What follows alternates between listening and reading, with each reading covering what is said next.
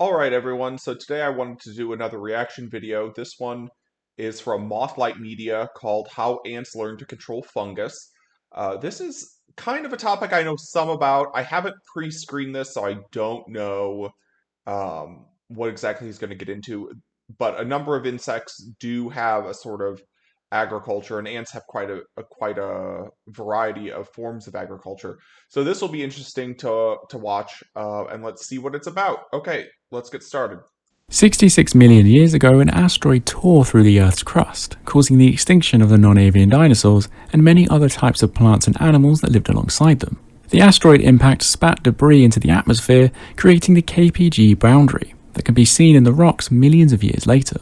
And study of the rock layers just after this event show us that the devastation was not bad for every species on the planet.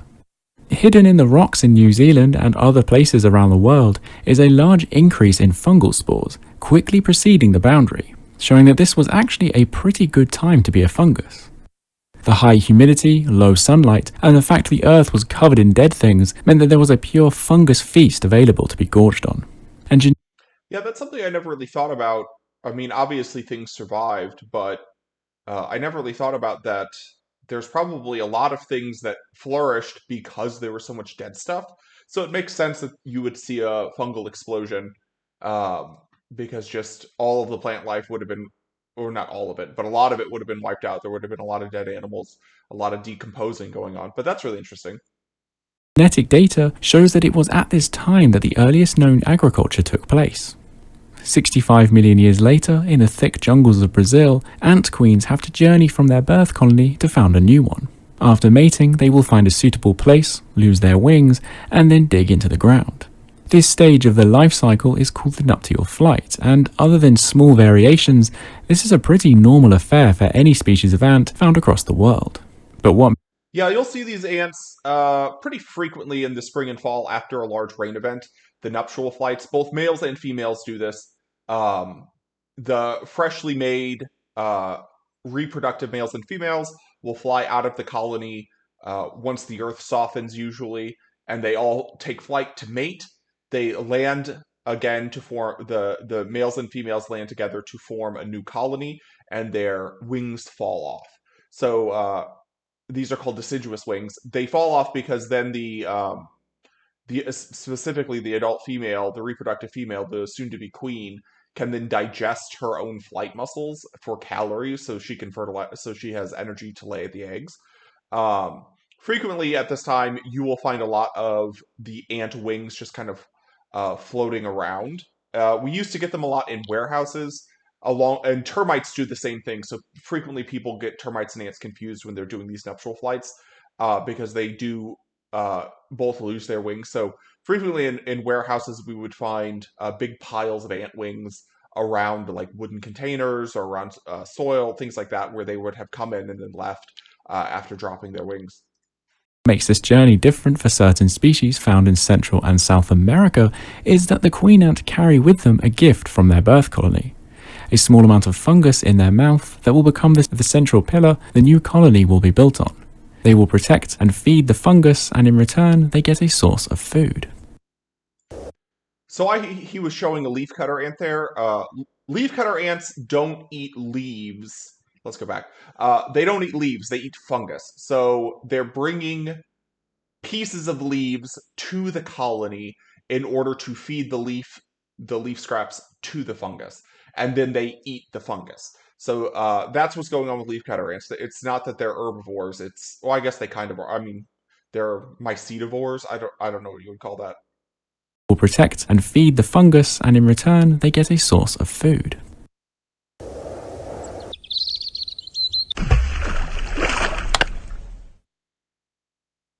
The existence of non-human animals that can farm for their food is so intriguing because it feels difficult to work out how it could have evolved. Agriculture is complicated. It requires complex cooperation between fellow species members that need to work together towards an end goal that doesn't have an instant reward. So it is difficult to make sense of animals that couldn't have been consciously aware of what they were doing, behaving this way.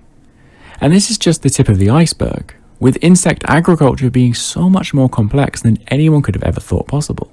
Some ants have evolved to the point where they have actually domesticated their own versions of the fungus. And ants are just one group of insect agriculturalists, with there being hundreds of termite and beetle species that farm fungus.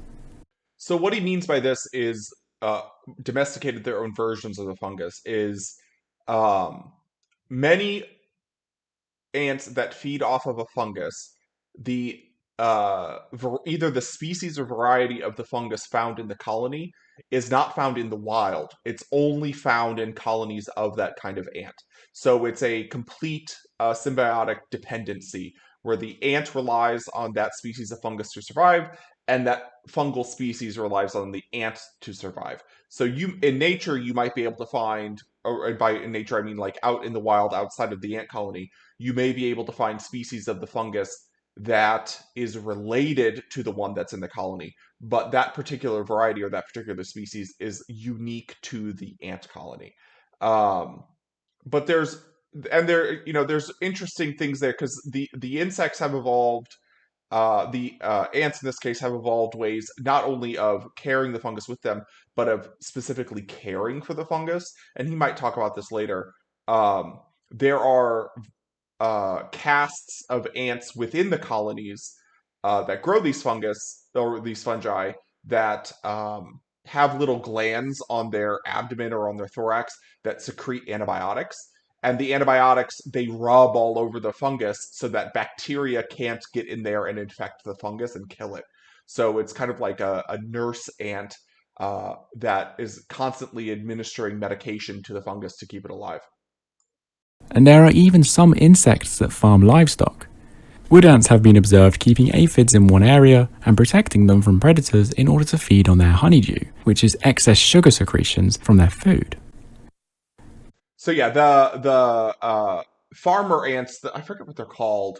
Um, they basically like they keep aphids like their cattle, and they'll pick them up and move them around and corral them together and move them to different food sources and protect the aphids from predators. Because when aphids feed, so they have this needle-like mouth, this piercing, sucking mouth part, and they stick it into the plant's phloem, which is the sugar transporting tissue of the plant. And how the aphid digestive system works, they don't just have a straight digestive system, a straight stomach like many insects do. They have this thing called a filter chamber. Um, and the filter chamber allows a lot of the fluid really to pass directly through their digestive system unobstructed, so that the aphid doesn't just explode from the pressure differential because it's sticking its mouth parts into the straw-like mouth part into a very high pressure system. Um, but also there's a lot of excess water in that system and that the aphid doesn't want. The aphid, it wants some sugar, but it really wants the proteins that the plant is transmitting. So this filter chamber allows a lot of the water and sugar to bypass the digestive tract. It goes directly from like the end of their esophagus to the beginning of their it's the ileum or the rectum, um, and it just shoots out the back of them. So they'll have this drop of sugar water begin forming on their butt, and the ants can collect those drops of sugar water and feed off of them. So it's kind of like they're milking the aphids, kind of like how humans do for cattle. There are actually some 240 different species of fungus farming ants, and the complexity of the farming varies greatly between the different species. The fungus farming ants are known as the attines, and the archetypal fungus farmers are the leafcutter ants, travelling back and forward through the jungle with uniform order, carrying leaf cuttings several times their body size and have a very complex relationship with their fungus. The fungus these ants use is from the same family as the Leucocaprinus mushrooms. However, the fungus that most of the higher attines farm is no longer able to reproduce with wild members of the family. This is because most of the leafcutters have been farming for so many generations, it has actually speciated and has become a unique species that is dependent on the ants for survival. This is what I was talking about The earlier. queen ants take a small amount of fungus in their oral cavity when they found a new colony, ensuring the continuation of the specific fungus they have a symbiosis with.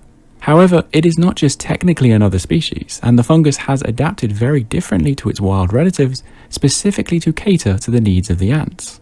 Many of the fungus that are farmed by ants have growths known as gongelidia, that are highly nutritious, and their shape makes them easy to remove and harvest by the ants. The ants So this is something that plants do as well. So there are, what is it, the Cecropia trees, and there's a number of other types of trees. Um, is it Cecropia? No, no. What? I can't remember. Put it in the comments if you remember. There are trees that ants inhabit. Acacia? It might be acacia trees. Um, where the ants provide a defense system for the plant, and in return, the plant provides nectar and pollen and things for the ants. And they do this with specifically evolved structures called extrafloral nectaries, which are not flowers. They're little growths that secrete sugar water or protein or lipids, things like that, for specifically for the ants to feed on, as like a I give you something, you give me something sort of thing. So this fungus is doing the same thing. have also changed their behavior and created new regimes around the fungus, like bringing it water and creating specific parts of their colony for it to grow. The majority of ant species don't store their food in their colony, they store it in themselves in something called a crop, which is a pouch above their stomach. They can then share this food with other ants in The crop in insects it's a pouch. It's really just a an enlargement of their esophagus. It's at the end of their esophagus. So most insects that are that have chewing mouth parts that actually chew up either animal parts or plant parts. Um, have kind of a straight line esophagus, and before they get to the midgut, which is their version of a stomach, they'll either have a proventriculus, which is kind of like a gizzard, or they'll have or a crop, or they might have both. And the crop is basically an extension, a lateral sort of extension of the esophagus. It can be enlarged, it's a little stretchy, and they can fill it with food that's before the stomach, and they can store it there, and then they can digest it as needed. They can let it go into the stomach as needed. Bees are probably the most famous for this. They have a honey crop, so that this is where they store the nectar or the honey that they're carrying with them. So it's not actually going into their stomach. Their honey isn't bee vomit. It's nectar that is stored in the crop that is then taken back to um, the hive and regurgitated out of this sack. It'd be almost like if you could have a sack of food kind of in your chest cavity above your stomach. And a lot of insects do this. the colony, feeding mouth to mouth. So fungus farming ants are actually pretty unique for having a specific location to store their food. And also the cutting of leaves is something that ants most likely started doing after becoming fungus farmers. At the lower end of the complexity scale are the loratines. That's interesting. Going back, he said the farming of leaves is probably something they started doing after they became fungus farmers. So my question would be then, what were they were they giving something else to the fungus, like, or was it incidental? Like the fungus, maybe the ants were colonizing dead wood, and the fungus grew in the dead wood, and so there was they weren't intentionally bringing it plant material to grow on. It was just incidentally growing in their proximity because of how they nested. That raises a lot of questions I'd be interested in learning about. Fungus farmers. At the lower end of the complexity scale are the loratines. The loratines do not feed on a unique species of fungus, and just farm species that grow in the wild. The most reliable distinguishing factor between the leafcutters, or the hieratines, and the loratines is actually that whereas the leafcutters exclusively feed their gardens using fresh grass and leaf cuttings, the loratines use a much more diverse range of food for their fungus gardens. This may involve some fresh leaf cuttings, but the majority of it is dead and decaying flowers, wood, spiders, and insects. Okay, so that kind of answers the question. The lower attines, the more primitive ones, are giving all sorts of things to the fungus, not just leaves. The fungus food sources are much closer to what the fungus would consume in the wild. If the fungus in their colony dies out, they can even refill their gardens using wild fungus. Interestingly, there is actually another small group of ants known as the Heterostigma that have actually convergently evolved with the leafcutters. Earlier in their evolution, they changed the fungus they grow in their gardens for a fungus of a completely different family known as the coral funguses. But now, like the leafcutters, have been farming this new family of fungus for so many generations, they are also unable to reproduce with wild fungus. The incentive for ants to start evolving to farm fungus could have been due to the time that the first fungus farmers started attending their crop. DNA evidence pinpoint the common ancestor of all the fungus farming ants living around 60 million years ago, just after the KPG extinction that killed off the dinosaurs. Some researchers have hypothesized the conditions in the aftermath of the asteroid impact would have been very favorable to ants that have evolved to feed on a fungus crop. During the low light conditions, the fungus would have been a crop that was much more reliable than other food sources. Yeah, that makes However, sense. so far, no studies have proven cause and effect. And I don't know if you can't really prove cause and effect in this case. Um, yeah, I mean that, but it makes sense. But the years following the extinction event seem like the perfect timing for this to be true. A unique set of circumstances and a perfect co-evolution with their crop, they were able to beat humans to the game of agriculture by as much as 60 million years. That if humans weren't around yet. Thank you for watching. A big All right. Well, that was really interesting. That's a lot of information about ants I didn't know before. But yeah, it makes sense that uh, the ants likely took this fungus with them to an area where the fungus wouldn't normally survive, and the ants keep it alive, and that's how the speciation occurred. That's really cool. This is a really good video. I'll have to look at this creator more. I had not heard of this, but hopefully they put out more stuff, and I'll see you guys later. Bye.